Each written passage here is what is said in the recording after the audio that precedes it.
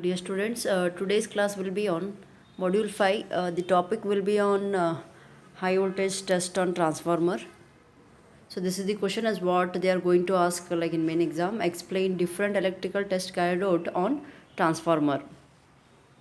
So many methods are there. So how to test the transformer before erecting any in field and all. So the testing of transformer has to be done. So which is very important. So otherwise what happens if it won't work, the nearby devices also it may get damaged. Okay. So how does testing of transformer? See here it plays a very important role, and sometime what happens, whatever the apparatus we are using, and it is sometime and testing of transformer if you want to do means it is little bit costly also. Okay, the great care has to be taken out, and while doing any testing of transformer, damage should not be taken out. Okay. So now first one I'll be taking like induce over voltage test. First test whatever we are doing on transformer is induce over voltage test, that is high voltage test on transformer. We are doing by exciting secondary of the transformer. The transformer consisting of primary and secondary. The secondary of the transformer whatever will be there, secondary coil has to be excited, and whatever frequency we are applying to 100 to 400 hertz. Okay, while doing testing of the transformer, and that frequency will be twice that of rated voltage. Frequency whatever AC source will be there, that is twice that of rated voltage. Okay. So if you apply for exciting the secondary of the transformer, so then what happens is this will reduce the core saturation and also limits the charging current which is necessary in large power transformers and all. Okay, and while doing the testing of transformer, so insulation withstand strength also can be checked out. Okay, this is the first induced over voltage test was what we are doing on transformer. Second one will be on partial discharge test. Okay, so this is the partial discharge test we are doing on windings. So before we are doing on secondary of the transformer, and partial discharge test, this is internally, actually internal whatever fault has been happened, that has to be checked out. So now what you have to do here, the partial discharge test on the winding are to be done. So by applying some magnitude and radio frequency level we are comparing here. Okay. So now whatever the high voltage test we are doing on the transformer, it is conducted in such a way that, and the partial discharge means internal discharge we are seeing out. Okay, if any faults or if any voids, nothing but dots within that a particular, if left out within that dots or whatever malfunctioning also you can call. Okay, so now because of these dots or faults it will happen because of traveling waves which will takes place in the cables and all what they are using. Okay, along with transformers and all. So to do this partial discharge test, okay, let us go for different topics they have given here. This is the partial means internal discharge, or if any faults it has been happened within the transformers, that has to be checked out. So first one will be induced over voltage test. Second one will be partial discharge test.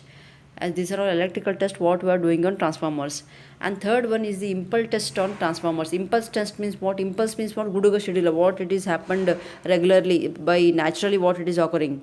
Okay, so because whatever natural occurring impulse voltage will be, this is of high voltage only, obviously it will affect these all power stations and all switchgear equipments and all, not only transformer, because these are all overhead transmission lines under atmosphere condition only. Transformers, regulators, conductors, towers, and along with I am dealing with transformer here. Okay, so this is affected by impulse and then guduga means sudden transient, you can call sudden high voltage which may occur on the transformer. Then how to test these transformers once it is affected by those impulse voltages and all? What they'll do here, they'll do test in laboratories and they'll apply how much impulse voltage. If you apply, if it withstand, it means what? Then it is steady to erect in the field. Okay, so now see, this is the diagram. This is the equivalent circuit of transformer for impulse voltage measurement. See what they have done here.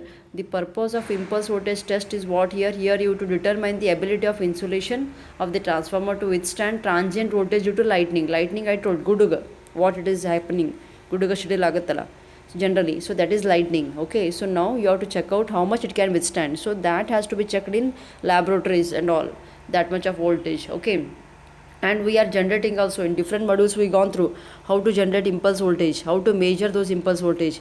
So whatever generated, that can be applied for testing purpose. Okay, those all in module 2 and 3 we have discussed regarding generation and what measurement. Afterwards, once you apply those generated voltage for particular equipment, we can measure that. Okay, how much it can withstand.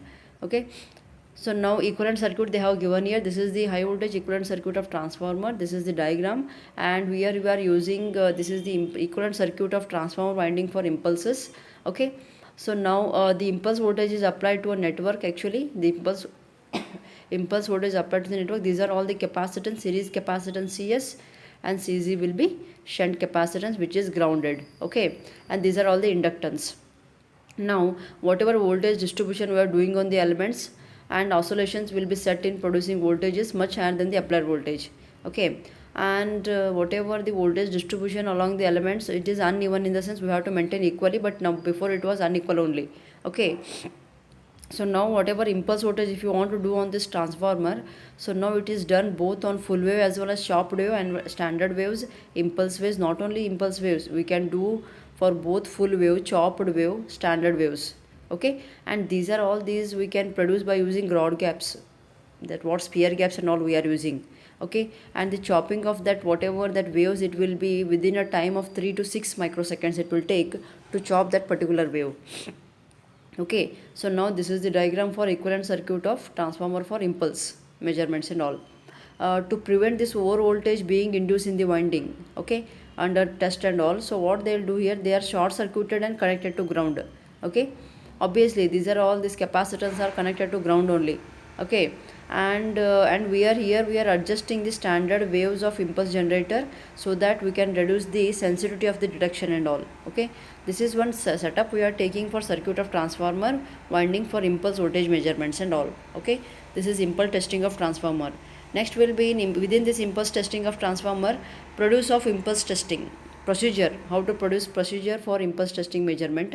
Another diagram I am taking, and we are arranging these transformers for impulse voltage testing and full wave and chopped wave. See, this is full wave and this is chopped wave, and this is the finally that waveform come down and it will be original position. Okay, so now we are measuring this transformer for impulse voltage.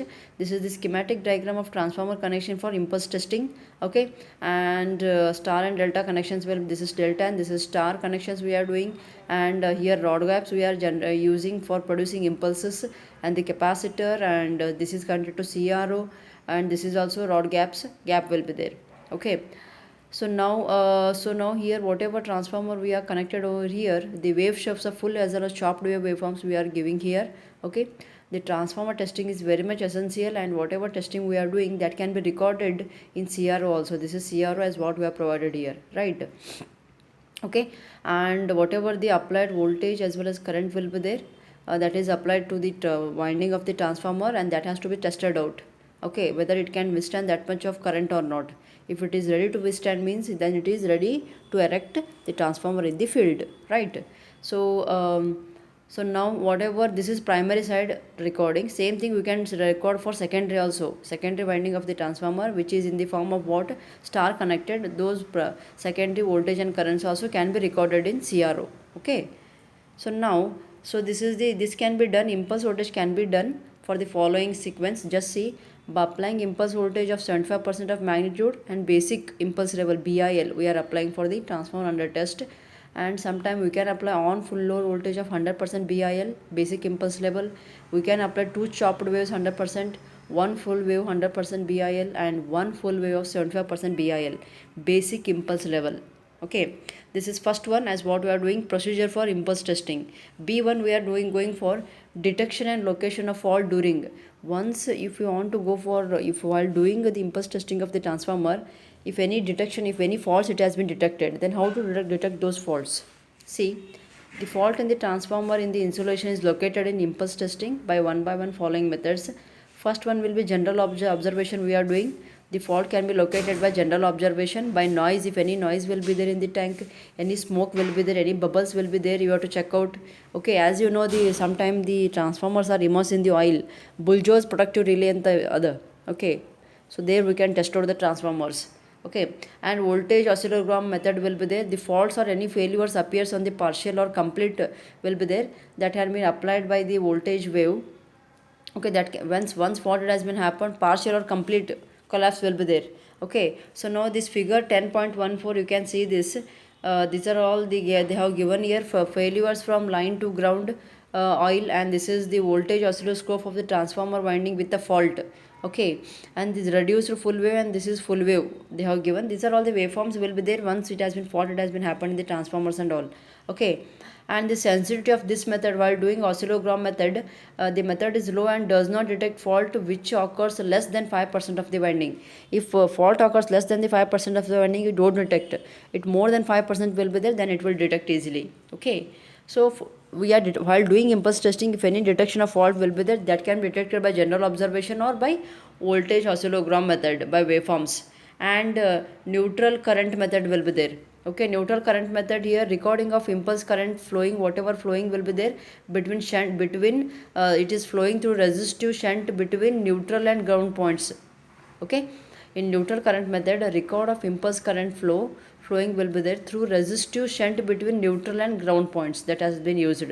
Along with this oscillogram also we are using, that consisting of high frequency oscillation, low frequency disturbance, current rise, all those things we are measuring here. Whenever fault occurs here, sometime what happens, there will be arcing between turns, whatever number of turns we are using, primary and secondary. Okay, that has to be tested out, and that has to be observed in oscillogram and all. Okay, and if fault is local, that is partial discharge within the transformer, then it has been checked. Okay, okay, the sensitivity of that method can be reduced. Okay, and this is neutral current method test. Same thing, transformer surge current method test will be there. Okay, this is the transformer surge current test method. In this transferred surge current test method, in this method voltage across resistive shunt connected between low voltage winding and ground is used for fault location. What they are connected here, voltage is connected across the shunt, means parallel, which is connected between low voltage primary side winding and which is, and then ground is used for fault location.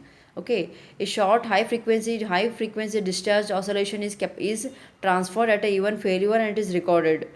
What they will do here, short high frequency that can be applied and that is transferred, and that has been recorded also. Okay, so now and after the once the fault, after the location of fault will be there, what type of fault, that has to be checked out. Okay, and this is whether it is a local fault, whether major fault, that has to be checked out, surge current method. And local faults and partial discharge will be, that is self healed and escape observation, means obviously if local discharge will be there within the fault, that has been within the transformer, that has to be removed easily. If it is outside, if it has been affected on the transformer means if any something damage will be, then it will take more time to detect. Okay, then internal get can be detected easily by partial discharge test and all. Okay, let us recall what and all we have done in different electrical test on the transformer. First one, induced over voltage test. Next will be partial discharge test. Third will be impulse testing. Okay, sorry, this third will be impulse testing of transformer. Fourth will be procedure, what are the procedure will be there for doing impulse testing, and detection of local of faults during impulse testing. Okay, just wait.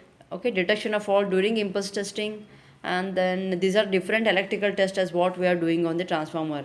Okay, neutral current method test and transferred surge current method test. It has been asked in on question paper, what are the different electrical tests carried out on transformer. For 8 marks it has been asked in previous question paper. Okay, this is all about the different electrical test carried out on the transformer. Okay, different electrical test carried out on the transformer. Thank you. Next topic I'll be discussing on surge arrestor and radio frequency testing and all.